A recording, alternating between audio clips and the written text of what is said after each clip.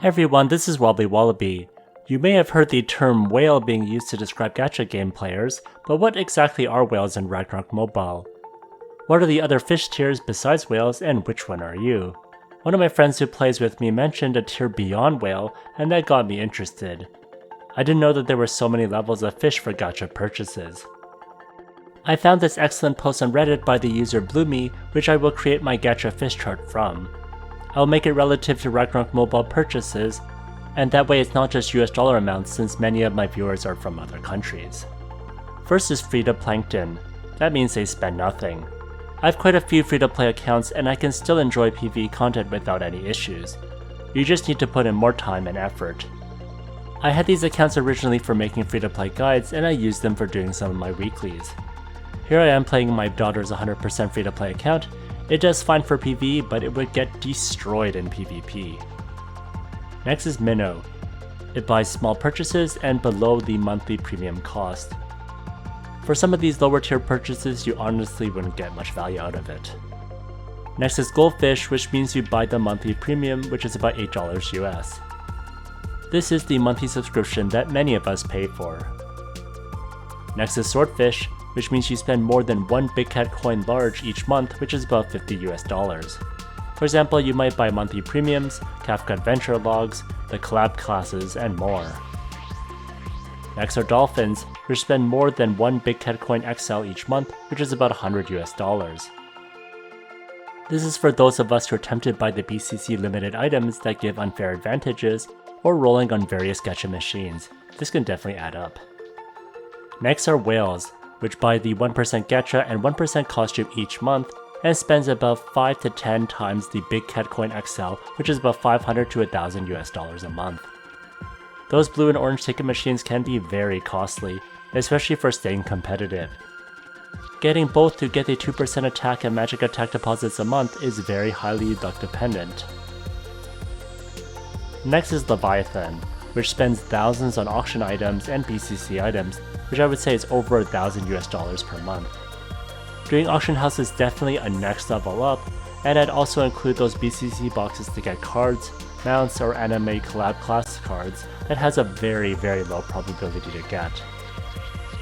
Finally is Cthulhu, people who spend over $100,000 US on purchases and has extravagant purchases known in ROM history. Some famous ones I know are the Pegasus mount for 360,000 BCC, the EVA Unit 1 costume for 490 BCC, the Fenrir Pulse Type 6 mount. Here's a shot from Cerulean Blues, and I was told that this did hit the 666,666 BCC limit. And finally, the Windperch Wyvern Kaguya, which that mount hit max as well. Putting it all together, here is my overall gacha fish tier for Ragnarok Mobile. What do you think of its accuracy? Let me know in the comments section. Are you playing AFK games and want to run your game 24/7 without affecting your phone or computer's performance? Try UG Phone, a 24/7 cloud emulator with ultra low latency. Here I'm playing Genshin Impact without needing to install more than 17 GB on my phone. Then I click on my device's menu to bring up a variety of options and switch to my other device. Here's my Ragnarok Mobile device, where I park my character in Void and other MVP spawning places. At night I'll here all day. There are multiple servers in Asia and one for America. There are many plans available, so check them out. If you do sign up, then use the invitation code WOBBLY to immediately get a bonus of 488 diamonds. Here I use the code, then I can use diamonds to try it out for 4 hours for free. Diamonds can also be used to get discounts on paid plans like $1 off the 7-day plan. I'll put a link in the description. Thanks to UG Phone for sponsoring this video. Next is my spending guide. Personally, I am between Dolphin and Whale. I do like to invest in this game since I spend so much time playing it and creating content for it. My wife's account is also closer to Dolphin too, and we both play together. Originally though, we both started out just as premium buyers for a long time. I do invest in stuff that has low probability, but I primarily invest in things that give me guaranteed value. Otherwise, I can get super salty about it. There are a lot of stuff to buy, and new players may honestly get confused with what's actually useful. There's some stuff that's good for new players, and then there's some stuff that they should never buy because they get very little value out of it for the cost. So very early on, I've been investing in premium, which I think is great for all players. That gives guaranteed value. It has a huge list of stuff that benefits it, but I primarily use it for farming, and especially later on when there's offline farming, this is incredibly important. If you want to do those strategies like Stellar Hunter, Gunslinger, or Lightbringer farming, you need offline farming. This is primarily due to the server lag, which can cause you to get less kills if you're not doing offline farming. You also get a lot more Xenian drops if you have premium. Next are anime collab classes, which are usually a safe bet. In general, paid classes have done well, and if you want something busted, that's a good choice. I would recommend watching previews for these classes to make sure it will suit your gears and cards.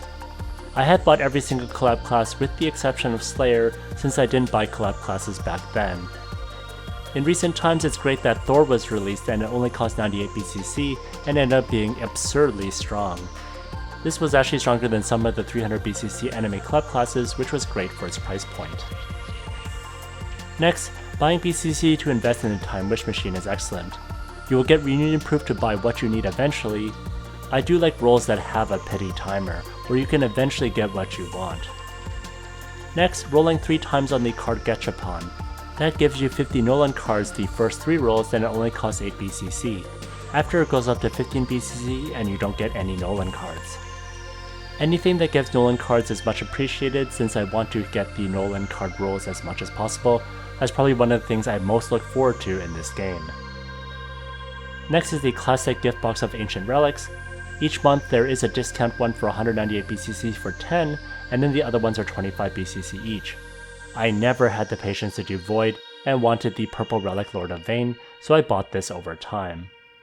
As a new player, this isn't worth it since you should invest in the Time Wish machine first. There are bigger impacts in there. Next are the Arcane Rune Enhanced Gift Box.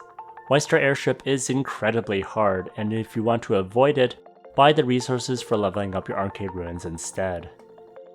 Finally, the premium gear supply is great if you lack ancient equipment and if you lack the epic spirit crystals to reroll for the perfect random attributes.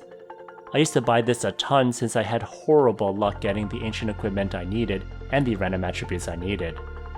After I got the ones I needed, I did stop buying this.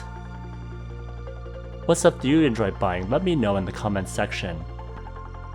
If you enjoyed this video, please like, comment, and subscribe.